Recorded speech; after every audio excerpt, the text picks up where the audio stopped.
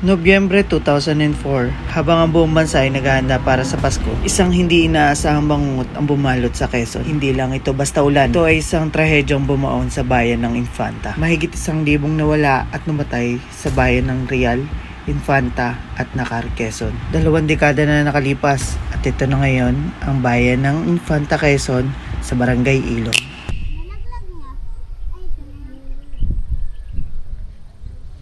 Tara.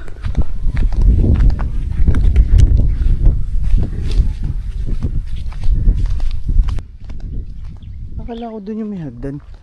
Malayo. Malayo. Dito yung pinakamalapit. Mas maganda nga ngayon kaysa dati. Yung dati nakita mo yan? Oo. Ganyan lang. Tapos dito may agos dito. Dito. Dati.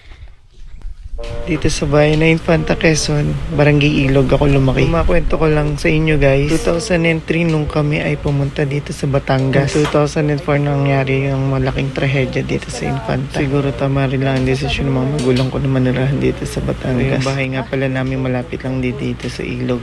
Nakita nila na hanggang tuhod pa lang nasira na talaga yung aming bahay. Wash out talaga. Dito nung nakaraan ay tubig na dito ah. Wow! Ay maganda ang flood control dito. Oo nga. Woo!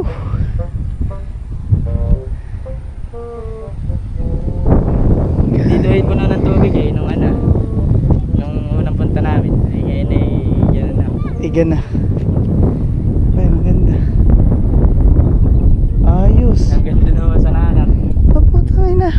Tigmagkabila pala to. Ay maganda na talaga to. Doon po ay mga ilaw. Yung nga eh. Ay maganda nga lalo doon. Di sa gabi bukas yan. Ay baka ito lalagyan din. Kasi baka nga sila. Parang Great Wall eh. Kaganda. Kaya po ating kunin yung drone ko. Mahangin.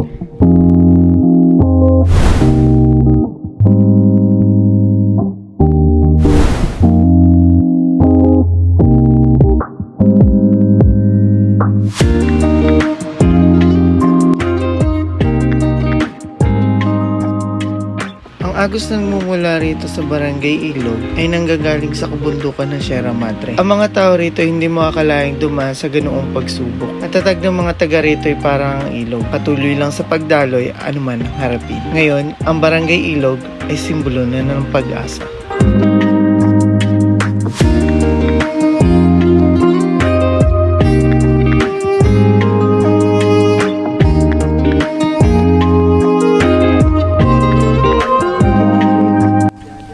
Dito po yung madalas mag-jogging din. Marami na pong napunta. Dito kayo mag-jogging. Oo nga. Simula Nacar hanggang doon. Pabalik pa uwi na uli. Pag Hanggang diyan lang ba yan? yung hanggang pa ano po yan, pinaglapatan. Malayo. Doon ba kayo? Pinaglapatan doon sa dulo. Yung tulay. May tulay pa ba doon? Wala na. May ano ba? Yung tulay dati doon. Wala na yata. Meron pa. May nagja-jogging.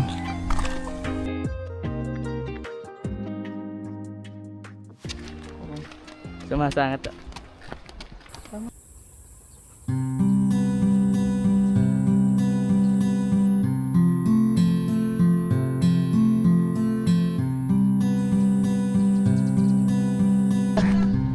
Oh. Ay kasi lang.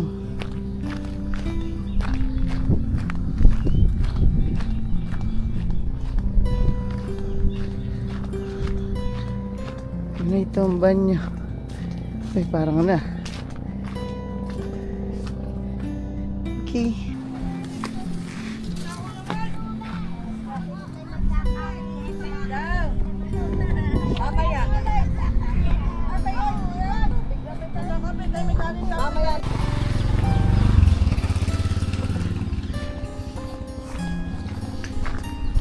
Hi guys, so we're here at the beach of Infanta. Yan, naririto kami para mag-swimming. Pero ngayon kasi masama kasi yung pakiramdam ko. Yung kagabi, medyo nilagnat ako. So ito nga pala yung beach.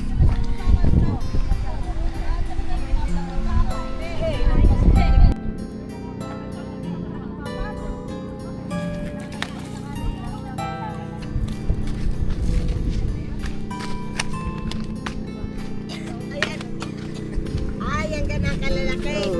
Nasa amin maliliit.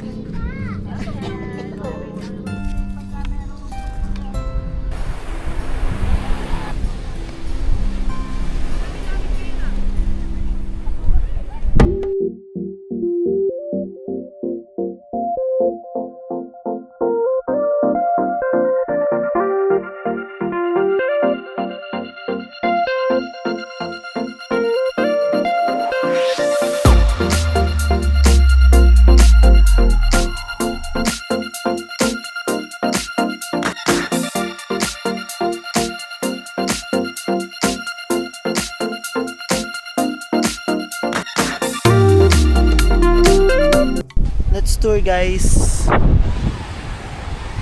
So ayan. Kasama ko ang aking mga apo at pamangkin. Mga apo lang kasi. Ano na yung mga yan. Tingnan nyo naman guys. Wow. Diba? Sobrang pino. Ayan o.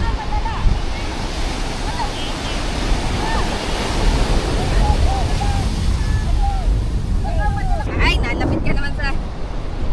Hi ka daw. Hi! Hi. Hi ka muna sa camera. Hi! Hi guys! So I can show you kung gaano kapino ang buhangin dito sa beach na to. Black sand nga pala dito guys. Ayan. And natutuwa ako kasi sobrang daming ano dito.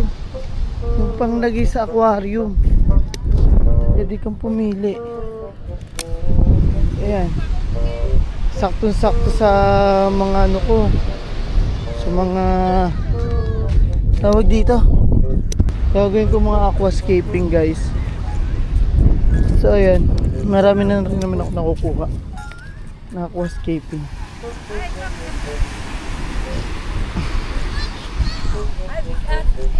Ayan. Hari, ito mga garne. Maganda. Ay hindi iyan, wag iyan. Pangit itong klase. Yung mga ganto.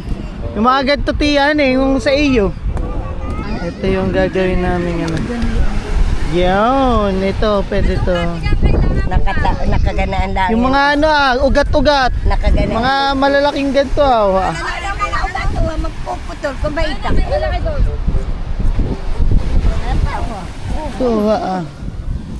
parang sungay.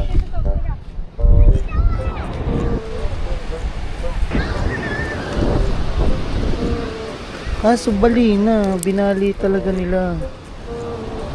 Yan ang ganda nito. Ito.